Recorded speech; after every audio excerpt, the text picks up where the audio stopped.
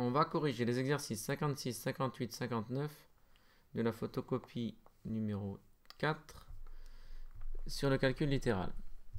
Exercice 56. Colin affirme: le triple du nombre auquel je pense est égal à la somme de ce nombre et de 9. On note petit n, le nombre auquel pense Colin. Petit a, laquelle de ces égalités traduit cette affirmation?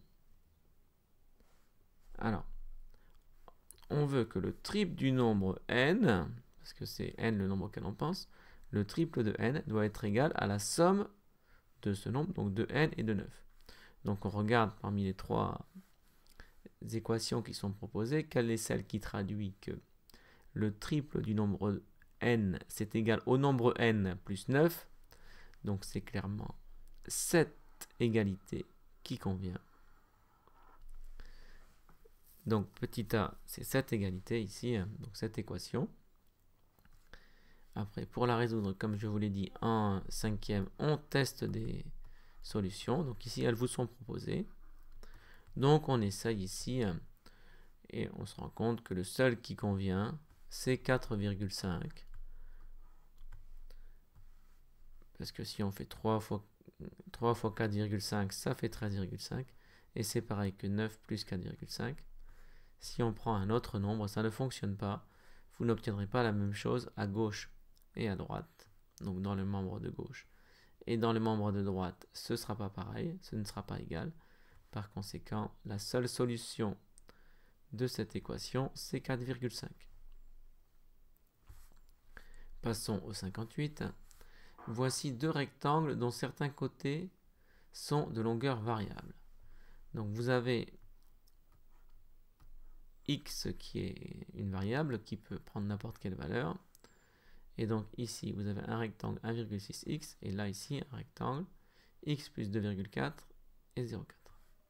Premièrement, que représente l'expression 1,6 fois x pour le rectangle vert et l'expression 0,4 fois x plus 2,4 pour le rectangle rose?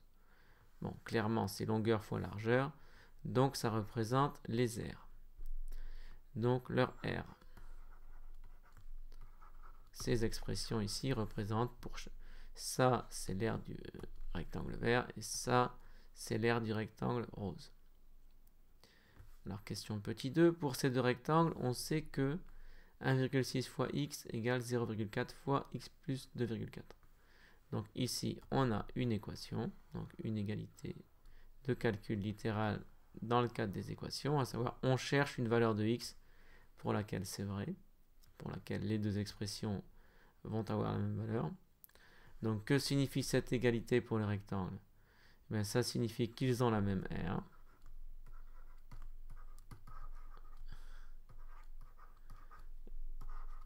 Donc l'équation, c'est trouver x pour que les rectangles aient la même r. Donc, est-il possible que x égale 10, que x égale 0,8? Donc essayons pour x égale 10. Pour x égale 10, alors je vais le faire un peu rapidement ici. Pour le rectangle vert, on obtient 1,6 fois 10, donc on obtient 16 unités d'air ici. Pour le rectangle de droite, 10 plus 2,4, ça fait 12,4. 0,4 fois 12,4. Eh bien, ça ne fait pas 16. Hein. Alors, on va le calculer pour que ce soit plus précis, mais on voit bien que ça ne peut pas faire 16. Hein. Mais donc, allons-y, 0,4 multiplié par 12,4 et on obtient 4,96. Donc, très clairement, pour 10, ça ne fonctionne pas. Les aires ne sont pas égales. L'aire verte est bien plus grande que l'aire rose. Si on essaye maintenant pour x égale 0,8, donc pour l'aire verte, ça va faire 1,6 fois 0,8, ça ce sera pour l'aire verte, on calcule séparément. Et ensuite pour l'aire rose, eh bien ça va être 0,4 multiplié par 0,8 plus 2,4, ça ce sera l'aire rose, donc on va calculer ça. Donc 1,6 multiplié par 0,8, on obtient 1,28. Donc 1,28, c'est l'aire du rectangle vert. Et si on fait maintenant 0,4 multiplié par, ouvrez la parenthèse, 0,8 plus 2,4, ça me donne 1,28.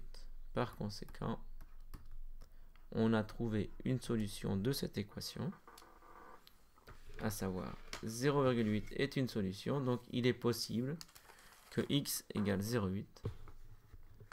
Donc ici non, ici oui.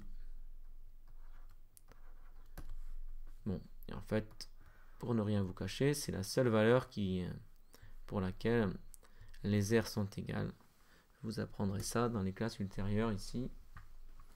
Mais donc, on a trouvé une solution qui est 0,8. Solution pour laquelle les deux rectangles ont la même aire. Passons à l'exercice 59. En jouant aux fléchettes, Ilan marque 10 points quand il touche la cible et il perd 4 points quand il la rate. Ilan a 182 points, mais il ne se souvient plus combien de fois il a visé la cible. Il traduit la situation par l'égalité 10 fois x moins 4 fois y égale 182. Que représentent x et y? Donc, sachant qu'il marque 10 points quand il touche la cible et il perd 4 points quand il la rate, x, c'est le nombre de fois où il a touché la cible. X, le nombre de fois qu'il a touché la cible, qu'il a touché,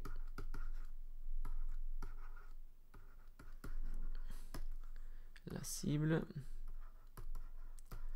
et y, le nombre de fois qu'il ne l'a pas atteinte. Donc le nombre de fois qu'il l'a raté. Qu'il l'a raté.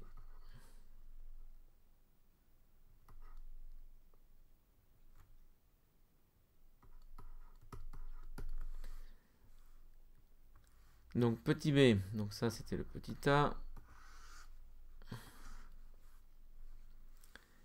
Vérifier qu'il est possible que x égale 25 et y égale 17.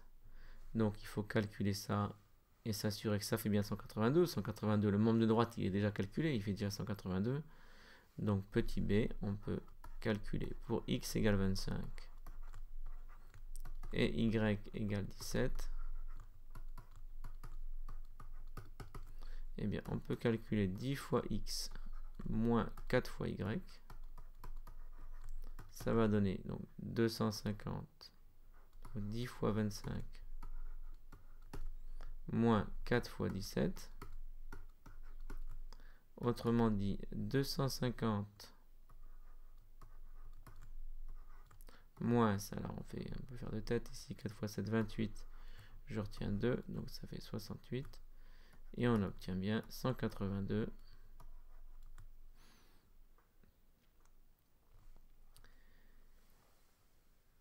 Donc, effectivement, il est possible que x égale 25 et y égale 17. C'est une solution. Donc ici, une solution, c'est un couple x et y. Donc, il est bien possible que x égale 25 et y égale 17.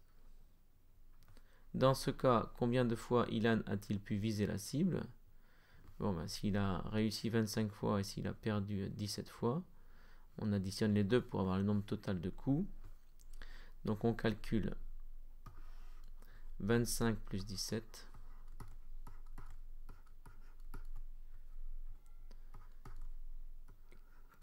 qui donne 42. 7 et 5, 12, 2 et 1, 3 et 1, 4. Donc Ilan a visé 42 fois la cible. Si jamais c'est ça la solution, eh bien Ilan a visé 42 fois la cible. 42 fois la cible. Si c'est confirmé, hein, si c'est bien x égale 25 et y égale 17, parce qu'il y aurait d'autres solutions ici.